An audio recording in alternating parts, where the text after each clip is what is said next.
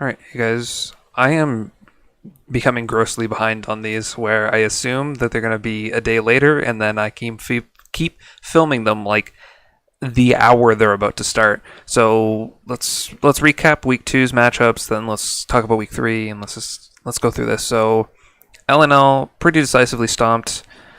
They added a new player, but I'm not sure if that's going to mean anything. I think Toronto just outclasses them, so that wasn't too surprising. Grizzlies versus Mayhem. I think I gave it to Grizzlies, although I said it was going to be really close. It ended up being really close.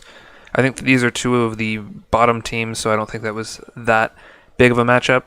I can't remember who I gave this to. I think I might have given it to Gladiators, although I thought XL2 was going to look really strong, and now in the future, if Flower is going to be actively playing, they're going to be insane because he's an owl. He's a top owl contender player, and he's going to be playing in Contenders. So XL2 is just powered up insanely strong now.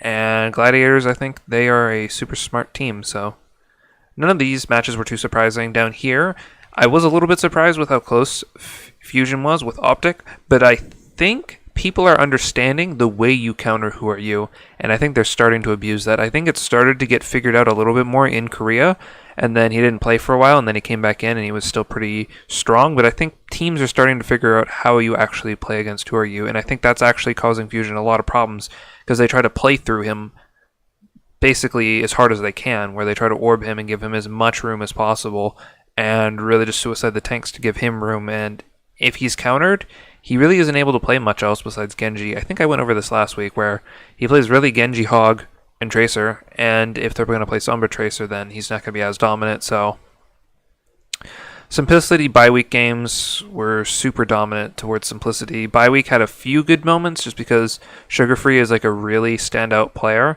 but it was really decisive.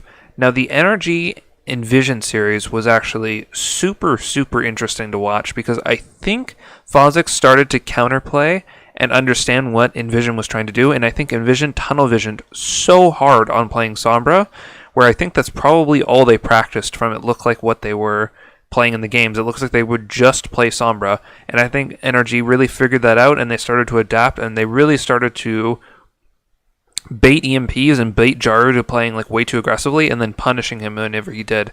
And towards the end of that series, they were getting no value from their EMPs at all. It was hitting like one or two people, and then the rest of the team was just coming in and cleaning him up afterwards. So I thought that was going to be the best game of the week. It definitely was. It definitely delivered. It was great seeing Energy adapt, and I think Envision can adapt because they're a really smart team with some good coaching.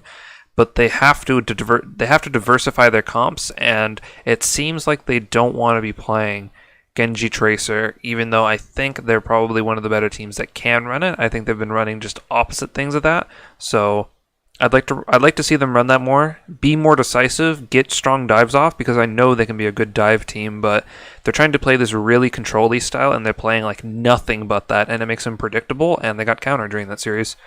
Alright, let's talk about week 3 matchups. This one's probably going to be one of the most one-sided matchups of the entire Contenders, NA Contenders Season 1. 4-0, Envision, easy.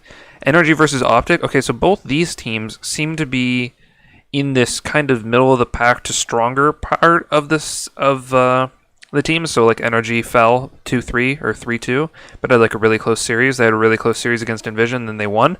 So I think they're maybe on the upswing.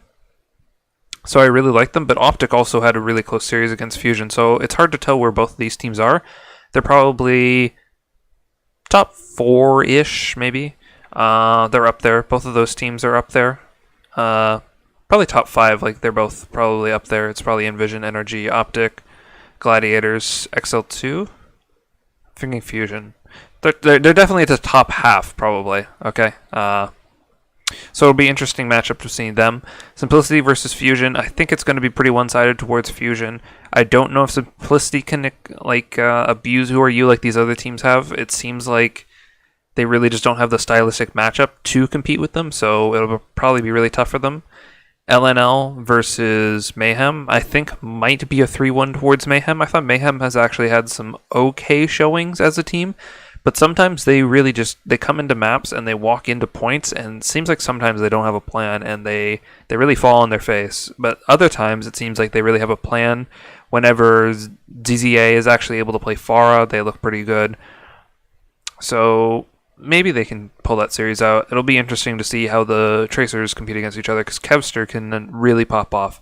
Toronto versus Gladiators is probably going to be the closest match. Maybe NRG Optic will be up there, but I think Toronto has an interesting dive style that might get under Gladiator's skin. It'll be interesting to see how Dalton fares against Corey, or if Gladiators is going to attempt to adjust and not let that happen. But I think there's a little bit of a mismatch there, where Corey's a strong Tracer player, but I think Dalton has like way more pop-off moments, and it might be hard to hold him down. Although I really trust Gladiator's support line and their tank line to pull a lot of weight during the series, so it'll be interesting to see. Toronto lost a player as well, so they're still like adjusting from that, so it'll be interesting to see how they are after a week of practice with Cruz on the roster. So I'm probably going to give this to Gladiators 3-1, maybe 3-2. I'm going to give it 3-1 towards them, though. I really think they can pull through, because I really, really like their team style.